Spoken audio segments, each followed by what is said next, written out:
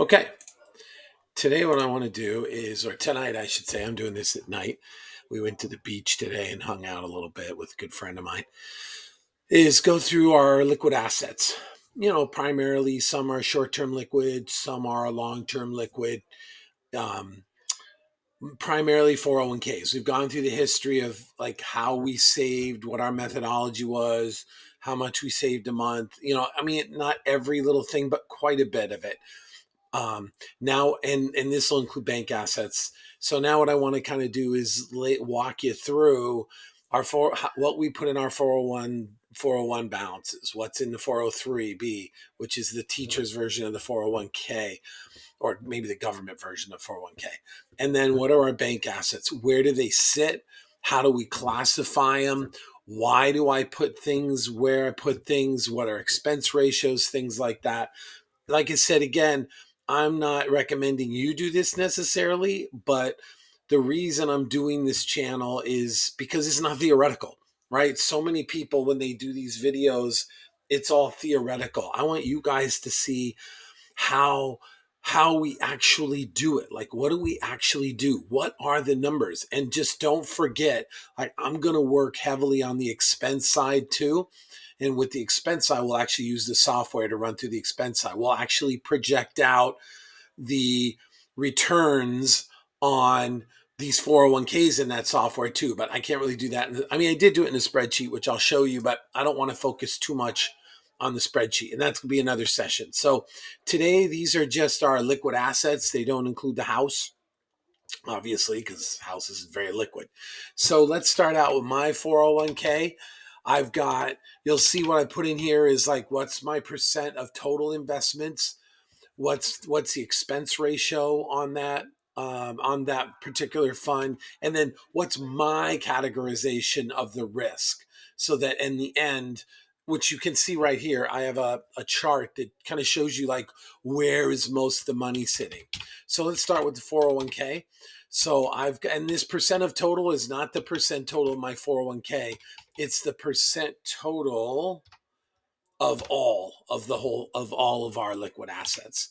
So you'll see I have about 530,000 or so in an S&P 500 index. That's 27% of the total. The expense ratio, which is really low, which every index fund should be low, is 0.015. I put that in as a risk of medium. It's large cap mainly, but it's still fairly volatile. So I kind of look at things as I'm trying. My ultimate goal, Josh Scanlon talks about this, is like a barbell almost, where you have on either end, you have two different categories of accounts. And basically what you're doing is you're saying, listen, when the where do I take my expenses from for that year? And that's a whole nother conversation where I will show you how I enabled myself to spend, because I am not a spender. It's almost painful when I spend in my head. So I needed to break around that. And there's a way I do that. But generally, when I do my yearly cash withdrawals to fund all my accounts that I'm going to be spending from for the year, where do I take them from? And that's the whole barbell strategy, right? I'm going to have one on either side.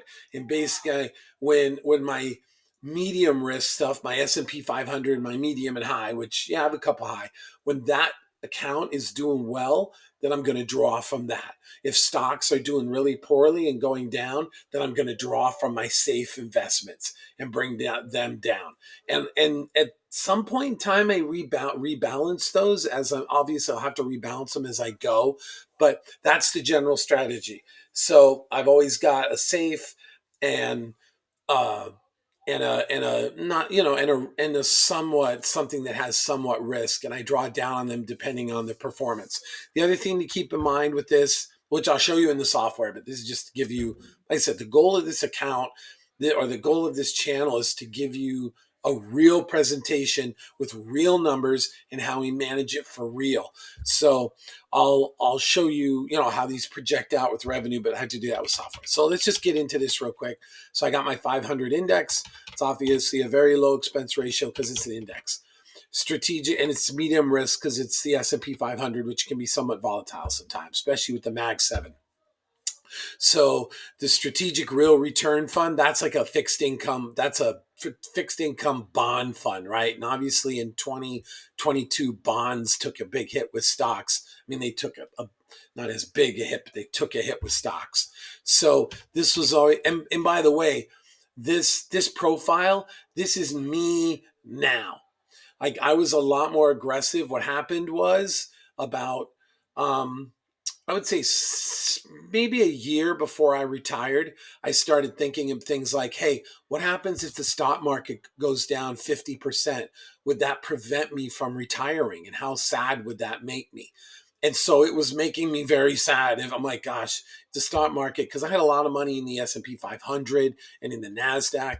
And I would just kept thinking, man, if these stocks go down 50%, then I'm probably not going to be able to retire because I'm not going to have the income that I need, or I'll have to wait another year, wait another year, wait another year. And so I changed my whole methodology of thinking to try and get to this barbell approach, which you'll see in the chart below in a minute. So this is like a bond fund. This has a lot of bonds in it, and it's 10% of my total. It has a pretty high expense ratio because it's managed. I don't want to tell you where that is, but it has, because of the losses it took, because it's a lot of bonds, I just didn't feel like selling it, even though it has kind of a higher expense ratio. I also have a NASDAQ-like fund, which if I brought it up for you, you would see it's actually outperformed the NASDAQ, but it's a managed fund that that the company that hosts my 401k does. So its expense ratio is 0.48, which, like I said, these are pretty big expense ratios, but this has consistently outperformed the NASDAQ. So I've kept it. So I've got about 150k in there, and then I have some miscellaneous small stuff, which is that's another thing. I had a lot more small stuff, but larger amounts of money. Like I had, private stuff, small cap stuff, or international funds. To be honest with you, you're going to see.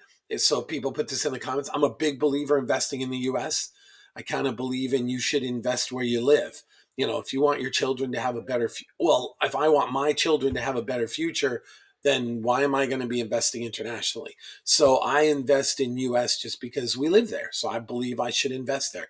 Doesn't mean you should. Like I said, I'm not recommending this to you guys. I'm just trying to lay out a realistic retirement with real numbers of how we do it. So, and that's going to include everything. So a lot of this, I had a lot more aggressive portfolio, but this is small stuff. And what I did, I wanted to consolidate a lot of my stuff into just a smaller, the less I had to manage. I'm a terrible stock picker and I don't like lots of decisions. So I like to keep just a small set of stocks in their mutual funds. So this was really cool. So where I was at offered, I wanted to start controlling my own stuff a little more and getting it into some tickers specifically, mainly this one, the Wellesley Income Fund. This is actually Vanguard.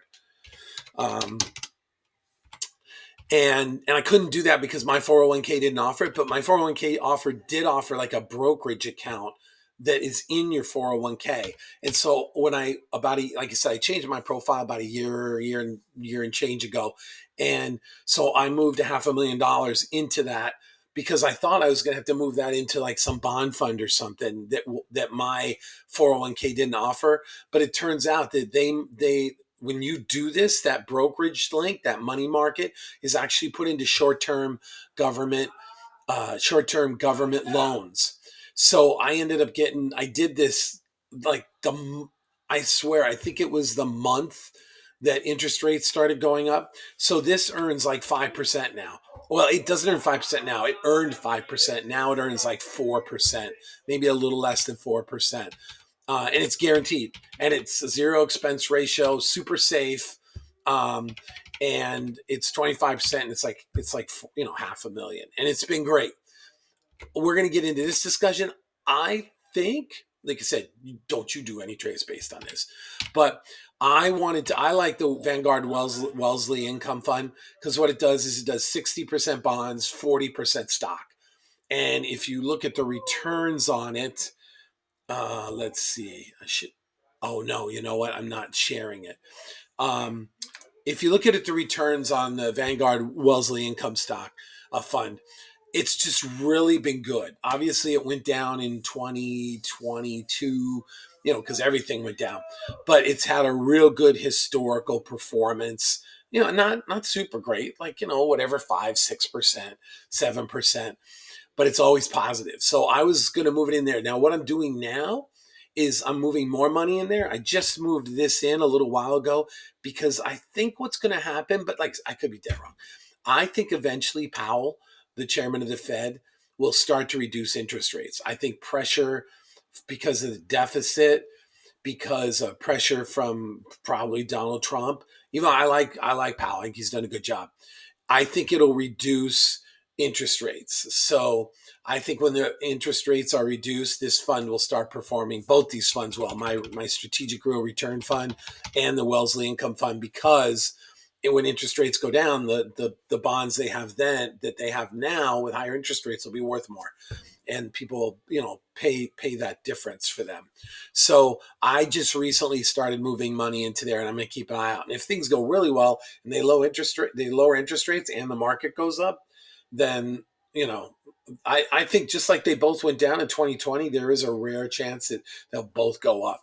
And so that would be great because that's a 60-40 fund. But that's just a lot more conservative, 60% bonds, 40% stock.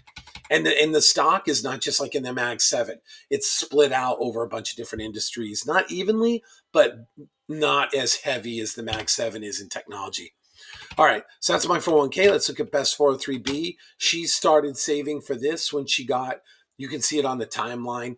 And I think you can even see it on the 401k timeline when she actually got tenured and she found a job. Well, she already had a job, but when she got tenured at that school, that was when I said, okay, we're going to max everything you make. We're not going to live on what you make. What she made was meant to put away, to save, and then we maxed her 403b, but there's no matching or anything like that. So for me, it was just a way to get it out of the paycheck quickly. If I could do it all over again, because there's no matching, I probably would have, like, this was good pre-K because we were pre-tax, because our tax bracket is much higher. You saw it in our income thing. Our tax bracket was like, I was making is like 280, and I am not going to be making that much in retirement. So I probably, if I'd known then what I know now, I probably would have just taken this money and then put it into an IRA. But I didn't do that. So this is what it is. So you'll see this is just their categorizations of it. And her account is much harder to manage. My account's real easy. You can go in and do what you want with it. Her account, you actually have to call somebody, tell them what you want. It's a pain. So she's got 20,000 in guaranteed fix, which is 1%, which obviously I've categorized as safe. International stock, she's got 8,000 in, which is 0.44%, which is medium. This is more of a, the company they use has a you have like a financial manager, and I'm sure there's a little fee in this, but at the time I'm like, let's just get this going, let's get you saving. And it wasn't as big as my portfolio, so I wasn't worried about it as much. But basically they manage this and they assign this stuff, which I don't think you need. Just do what I did, get some index funds. So she's got a large cap, which I classify as a medium risk because it's probably just large cap companies in the S&P 500. And she's got 100. That's the majority. The bulk of hers in there is 128. She's got a mid cap. I don't know what that's defined. Obviously, as mid capitalized firms, 33,000. I consider mid cap and small cap to be high risk. Like I said, you could consider them differently. I just consider them high. But she doesn't have much in there. She's got 1% in mid, and she's got 0.23% in small. Now, I had early in my career, this 401k had a lot more in small cap stock. Okay, so our last liquid asset is just what do we have in the bank? And this I had prepared a little more for because, a couple of years, 2-3 years before, when we paid off our mortgage, that's when we started hitting these accounts hard, and just wanting to build up that cash reserve before I retired. Like I said, I think I would have put this in an IRA, but what can you do? Or a Roth IRA. Actually not an IRA at all. I would have just put it into a stock brokerage account and paid taxes on it. Not a Roth, but it just a regular brokerage account. So, and the other problem I had too was, like I said, I worked for a financial company for 24 years. So I couldn't invest in any particular stocks and I had to get permission and you just had to do all this stuff. So it was a little easier to just do a 403B because then it removed my decision making. So I couldn't get in trouble. And that's another story altogether.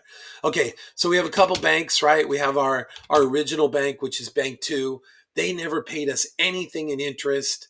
I loved them because they were a local bank, but just for years and years and years, the interest rates was zero. And even when interest rates went up, they didn't give us anything. So I opened up an online internet account with a really big company and and started putting all my money in there and found out it was pretty much just as easy to bank with an internet company as as it was my local company.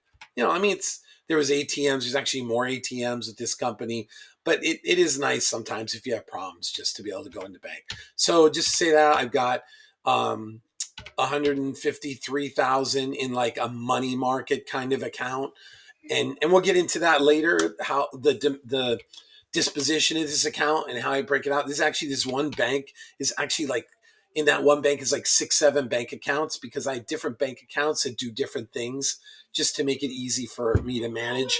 And we'll go over all that on one session. My kid's watching a hockey game in the background, so if you hear a cheering or whatever, it's not for me. It's for the hockey team. So I got 153 and just right. I mean, I'm still making like 3.5% on these, but they're on demand. I can take them out whenever I want, and that's like 7.9%. The goal of this money, I have to use a little bit of this to keep us alive now because I can't take out money from my 401k till I'm 59 and a half. But uh, but the real goal of this money is to eventually be when my wife retires at 62 because she's still enjoying her job and doesn't want to stay at home with me. So this cash will hopefully be used. A lot of it will be used, while we're on the Obamacare. So I also have $110,000 in a CD. That's making like 4 point change, not much more than 4. All these are really safe. So this is my online banking accounts. This is my local bank that I have, and actually Beth's check goes into this bank because she tends to pay the bills, and we pay certain bills like those monthly simple bills. I mean, we don't have cars. We have cars. We just don't have a car payment. So she pays like, electric, Netflix, things like that, which we'll get into that when we get into the expense side. So that gives us a total. And like I said, don't be discouraged about this. Just do your best. Like I said, I'm just showing people how we did it. And I don't know, maybe I'm just being naive, but I don't feel like we made tons of money. I know we make more money than a lot of people, but I never felt like that. Like we've lived in Jersey. We always drove old used vans. We go out once a week. We do takeout. We're not weird and stingy, but I don't know. If you ask my wife, does she feel like we make a lot? She would say no. Same with my kids. So I don't know. I feel like anybody can do this. Maybe there's a lot of people out there doing this. I don't know. So don't feel discouraged. You just do the best you can, but you do it early and you truly do the best you can. You don't say things like, oh, I'd rather have a brand new car. We consistently bought used cars, you know, um, you use your sense. So let's talk about the barbell strategy real quick and where the accounts fall in. So what I've done here is I've classified the accounts. Here's a total 1.9. And then what I did is, as you can see above, I classified all these accounts, right? So then I said, well, what percentage is where? Because to be honest, I kind of had an idea in my head. I mean, a pretty good idea, but it's just fun to put it in the spreadsheet and actually see how it pans out. So you'll see I have safe and low. That's like my barbell 1. So when my medium and high does really well, I pull from there for my expenses. I mean, this is my second year, so I've had to do it 1 year, but I pull from there and this all kicks in at 59 and a half. I'm not 59 and a half yet, but I have my safe and low. If that does well, I pull there. If my medium high does well, I pull from there. And I can also use if my safe and low does really well and I have extra money in there because it did well, extra of what I spend, then I can use that account to even rebalance. So if my safe and low does really well, my medium high is having problems, but I think it's a buy opportunity, which I know is kind of like trying to guess the market, but it's all right. I mean, you're rebalancing. I mean, you could call it rebalancing. But if that may be a potential to buy, I may say, you know what, I think things are going to happen. They're going to be good. And so I could take some money out of that safe and low and stick it into my medium and high. So that's where you see barbell one and barbell two. Actually, this technically be barbell two. I don't know why I didn't do that. Okay, so then what I wanted to do is say, listen, what does it take to keep the lights on? So we're going to get into the details of expenses. We're going to get, if you haven't been watching the channel, you'll know by now, I'm going to get you into details of everything. So you're going to see expenses. You're going to see future expenses. You're going to see how I deal with long-term care. You're going to see how I deal with Social Security. You're just going to see a lot of things that I'm going to lay out, but I kind of need the software to do that. So we'll get to that point. But in general, this is kind of a sanity check. I would do this as a sanity check. Like, what if just everything falls apart? Do I have enough to keep the lights on? So I have a total safe and low, and then I have a total just absolute safe. So what I did is I said, hey, what do I kind of need to keep the lights on, not spend tons, not go crazy with Beth working? I need like maybe, I don't even think I need this much. To be honest with you, when we came out of our first year budget, which we'll talk about, it came in under because of just the way I did the budget. And we'll go through that too. We'll go through how did I take all my real expenses, break them all down, and I'll show you the spreadsheets. It was really easy, and assign categories to create my budget for retirement. And so we ended up coming in like 10,000 under our first year. And like I said, my first year, the goal was for Beth not to feel like she was restricted. So it's probably less than this 50,000, but if you add, it's probably way less actually, because just to keep the lights on, uh, I don't have that many bills, right? Because I'm debt free, so I don't have car bills. It's basically just, I could probably, if things are really in trouble, I could stop Netflix, I could stop Hulu, I could never stop the internet. But so we'll get into those detailed expenses. This is probably actually less. This is probably more like 40,000. So I said, okay, if what this divided by, so if this is what I need after Beth's work, because she's making she's making like 80,000 a year, so 80 and 40, but her 80,000 is before taxes. The reality is what she brings home is about $5,000 a month. So you're talking $5,000 a month times 10 because she's off 2 months of the year. So that brings my total like 90,000 to keep the lights on. But remember, we have our property taxes are like 1,100. They're like, I think almost $1,100 a month, just the property taxes. So living in Jersey can be, in the tri-state area, can be a bit challenging from that perspective. So if things just fell apart and all the stocks and I have bonds. What do I have bonds as? I have bonds as low, so that's good. So if I put in here, you can look at the formula, or whatever. It's not rocket scientist. Yeah, is if if everything falls apart and I have to lean on just my safe money, which is just bank money essentially, and money market money, which is based on the Fed, so they can print money, is I would have 20 years. So that made me, and that's no interest, that's nothing. And if once Beth stops working and I have to make up that 50,000, so then this probably becomes, actually this would be 90, right? Because if I said that I need 40 plus her 50, that's 90. So if Beth wasn't working, I would need 90. Now I need healthcare, so it'll be a little extra too. But if everything falls apart there, I can have 8.8 years. And then I just did the same calculation with safe and low. Obviously, my comfort with low isn't so great anymore because of 2022, because the bond market took such a hit as well. But nevertheless, it's a good number to have. So you can see this is 26 and 11. This is probably way too much. But that's kind of, I'm a safe dude. Like once I stopped working, I really, just like the saying down here, if you've won, stop playing the game.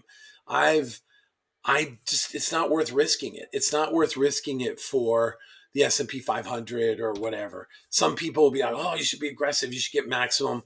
I still have a fair amount. Like if you look over here, you'll see that my medium risks is, I still have 43% of my money in medium. So 43% of my money is making pretty decent money. And then I have 41% sitting in things that are considered absolutely safe. And then I have 13% in low. What the heck is this? Oh, and then I have 2% in high. And this actually matches my personality pretty well. I'm pretty conservative, especially when I'm home. But that's the whole thing, right? If you won, stop playing the game. And I'll do a thing with some books I've read, but that's a big Josh Scanlon talks about that. There's a big difference if you're watching this and you haven't retired yet. When you stop working, there is a different mentality that hits you, and it's all the same thing. Like what's my risk tolerance if things go bad? Am I willing to go back to work? And I'm just not. So this is the other thing I found too. There was some points in the market, probably like I don't know, 8 months ago, where the S&P 500 went down and what I'm finding is when the S&P 500, and it happened this week again, it went down like I think 1.5%, 2%. And what you think is a big deal ends up not being that big a deal because your 43% goes down, but everything else is still cranking out the cash, whether it's bonds or the money markets or anything. So the big saying for me and what I discovered personally is that the ups feel really good, but the downs are agony. Um, like when I because I probably look at my accounts like twice a week maybe because what we used to do in the software business is we used to say if there's something you don't like doing or it shakes you up, then you should do it a lot. So for me, looking at the markets twice a week has gotten me really adapted to my retirement plan fluctuating sometimes. The probability of success because of where the markets stand. It also has helped me kind of see the rhythm of the market but not just talk about it, but see it and see how it impacts my plan. So I don't mind doing it twice a week. It doesn't rattle me anymore. I don't do it freaking out. I do it on a regular basis to remind me of what the market is, kind of looking in the face of the market and having it remind you that it can be very volatile. But if your retirement plan is sound, then it doesn't rattle you as much. So that's just that quote. The downs are way more painful than the ups are good. What did I hear something too? Like the bull goes up the stairs. It takes a long time to walk up the stairs, but the bear jumps out the window. And I've certainly seen that. It's like it goes do do do do do do, and then boom, and do do do do do do do. Now granted, the overall angular angle is up for now. So the only last thing I was thinking of, the other thing too with this barbell strategy, and you're going to see this when we get into my plan, like how do I plan for the future, is and I guess we'll talk about a lot of this when we get into the Monte Carlo and the percent number that it represents is your sanity. So in other words, I could probably make these numbers lower. I could probably go heavier in stock because when when the market's bad, we're not stupid, which is another reason why I'm a big proponent. People should know their retirement plans. Because if you go to a retirement planner and they tell you, oh, you can spend whatever, let's just say it's $1,000 a month. So you just turn off your brain. And now you're spending $1,000 a month and you're not watching your retirement plan. You don't see how its success changes or goes down. And then you don't talk to your retirement planner for 5 years. And then you find out, oh crap, I should have been spending less or could have been spending more. The other side of that equation is right too. You could actually be spending more. So that's a system called the guardrails, which I don't employ the guardrails specifically, but what I do say is listen, and we'll get into expenses. If the stock market or whatever, even though the barbell plan should take care of that, if the stock market's having a really bad year and bonds are going down, and everything, I'm not stupid. I'm going to look at that, see how it reflects my plan. In that year, we will probably reduce our spending. So it's like even though you're doing this planning and you're doing all this stuff, the idea is the plan is fluid, right? And we're fluid because when we see market conditions, we know how to adapt and our spending too. We're not gonna, and that can be a problem with retirement. Like people can just say, "Oh, well, my whatever told me I can spend X amount a month," and you just spend that, and you ignore the market, and you ignore it could be a train wreck for you.